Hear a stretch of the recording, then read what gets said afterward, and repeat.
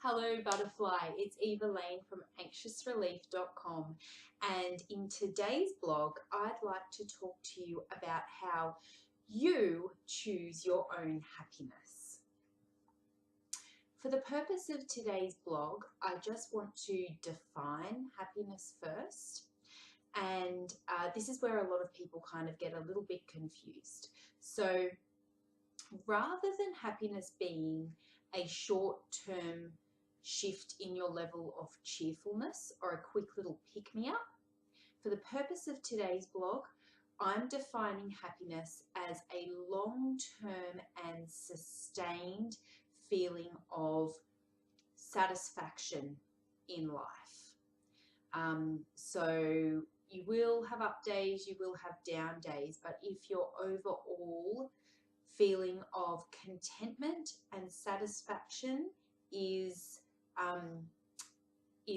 high, then you're happy. So I'm just going to talk you through the steps of what you need to do to choose to be happy in your life.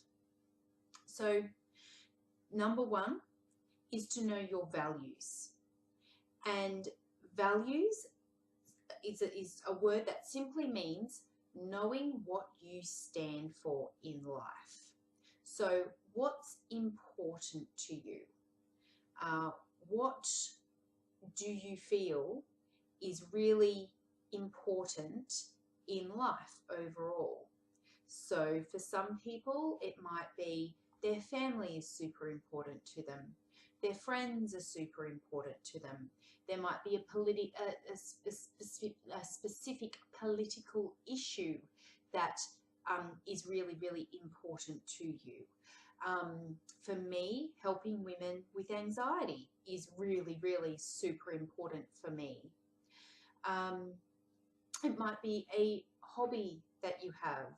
It might be something that you stand up for, something that you're an activist for. So find what it is that's really important to you, and it's more than just one thing. You know, you're a multifaceted, multi-dimensional person made up of many, many different parts, and there's going to be many things that mean a lot to you in your life. Something that's just come to me right now is work. A lot of people find a lot of satisfaction from their work or parts of their work.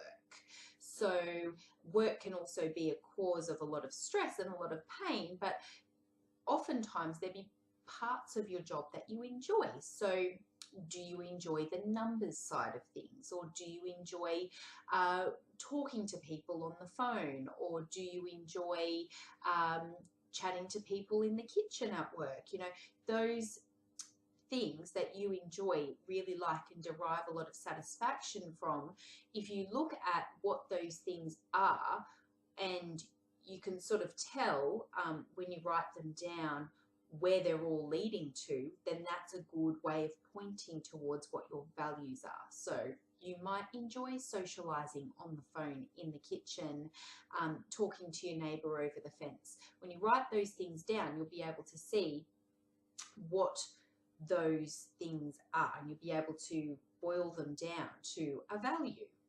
So you'll have a number of values. Step two is to set goals in alignment with your values. So you look at what your values are and you think about ways that you would like to bring more of those values into your life. So if you'd like to, if volunteering or being active in your community, drawing on the socializing aspect again is important to you, then you might want to volunteer for something like Meals on Wheels, or volunteer at a homeless shelter, working with people that way. If you are really interested in numbers and you want to do more with numbers, then you might want to enroll in a course that will help you do more with your number skills. You might want to do bookkeeping, family and friends, doing more for them. And a really important goal to have is also doing more for yourself, giving back to yourself, having more self-care. So setting goals in alignment with what those values are is really, really super duper important. The way you set a goal as well, you need to have, we use SMART goals. So they need to be specific, they need to be measurable, they need to be attainable. That's really important. You need to know how you're going to attain the goal. They need to be realistic, and they need to be time focused. So you need to have an end date as well for when you're going to achieve the goal by, because that's a really good way of measuring whether your goal was successful or not. Anyway, write down on a piece of paper specifically what the goal is, how you're going to measure when you've achieved the goal, how you're going to attain the goal, so the little steps. Make sure that it's realistic. So, you know, a little bit of a stretch is okay and a little bit of a stretch is good, but know within yourself, you know, making $1 million in 6 months, for most people, not very realistic, but making $1 million in 10 years might be a little bit more realistic.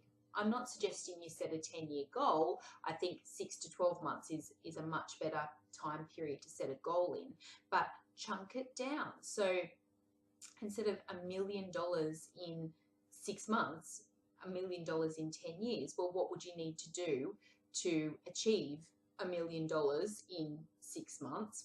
How would you know that you've attained that? What would be your amount? And time focus. When do you want to achieve that by? So it's the 6 to 12 months again. So set those goals. The third step is to take action on those goals. Now, this step is really, really important. When I say action, I don't mean a short-term burst of sustained of activity that you know, you're 100% living in alignment with these new goals and this new vision. I mean, what are the little tweaks that you can make in your everyday life, one at a time, to know that you're aligned and you're taking the action on these goals? There's a big difference there between getting all fired up and being like, yeah, I'm going to achieve these goals, and taking super focused action, and then it can lead to you being burnt out. It can lead to you getting bored with your goal, and if you don't attain your goal within the time period that you've set yourself, it can lead to you feeling really frustrated and feeling like a failure. That's not going to make you happy.